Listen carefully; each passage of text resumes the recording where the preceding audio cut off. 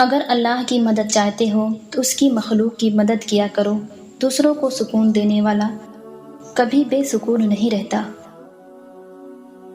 خوشی کا راز وہ نہیں جو تم دیکھتے ہو۔ خوشی زیادہ حاصل کرنے میں نہیں بلکہ کم میں لطف اندوز ہونے میں ہے۔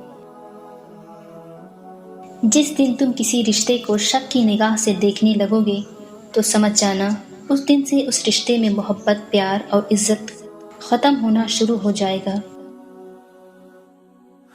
جس ذات کو راضی کرنے میں سکون ہے، انسان اسی کو ناراض کر کے اپنی زندگیوں میں سکون چاہتا ہے۔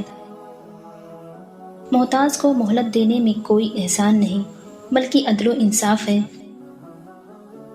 ایک بزرگ کہنے لگے، نیک عورت اور بے تحاشا دولت صرف 3 چیزوں سے ملتی ہے: محنت کرنے سے اور اللہ کی عبادت کرنے سے اور نظریں جھکا کر چلنے سے۔ اپنی خوشی کے لیے کسی دوسرے کی خوشی خاک میں مت ملاؤ۔ تمہاری وہ خوشی بیکار ہے جس کے پیچھے کسی کے آنسو ہوں۔ کچھ کو فوراً دے دیتا ہے اور کچھ کی آواز کو شاید بار بار سننا چاہتا ہے، اور کیسے ہی خوش نصیب ہیں جن کی آواز کو وہ سننا چاہتا ہے۔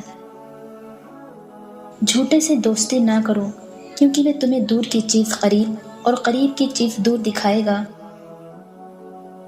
تم اپنی زندگی میں خوشیاں لے کر آنا چاہتے ہو تو کسی سے امید نہ لگاؤ اور نہ ہی کسی سے شکوہ کرو۔ مصیبتوں کا مقابلہ صبر سے کرو اور نعمتوں کی حفاظت شکر سے کرو۔ عقل ایسی دوست ہے جس کو چھوڑ دیا جاتا ہے، خواہش ایسی دشمن ہے جس کی پیروی کی جاتی ہے۔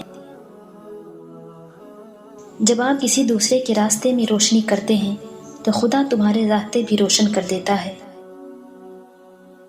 کبھی اللہ سے مت کہو کہ میری مشکل بڑی ہے، بلکہ مشکل سے کہو میرا خدا بڑا ہے۔ اگر ہم سچ پر عمل کرتے ہیں تو وہ لوگ جو واقعی ہم سے پیار کرتے ہیں وہ یقینی طور پر طویل عرصے بعد ہمارے پاس واپس آ جائیں گے۔ رشتوں کی فکر کرنا چھوڑ دیں کیونکہ جس نے جتنا ساتھ نبھانا ہے وہ صرف اتنا ہی ساتھ نبھائے گا۔ اگر تمہیں اپنے ارد گرد اندھیرا دکھائی دے رہا ہے تو ایک بار دوبارہ دیکھو، ہو سکتا ہے تم خود ہی روشنی ہو۔ زندگی بہت مختصر سی ہے، ہم کسی سے نفرت کر کے یا کسی کا برا سوچ کے شاید اپنی جھوٹی انا کی تسکین تو کر لیں گے، مگر یقین مانیے ہمارے اندر کا انسان کبھی خوش نہیں رہ پائے گا۔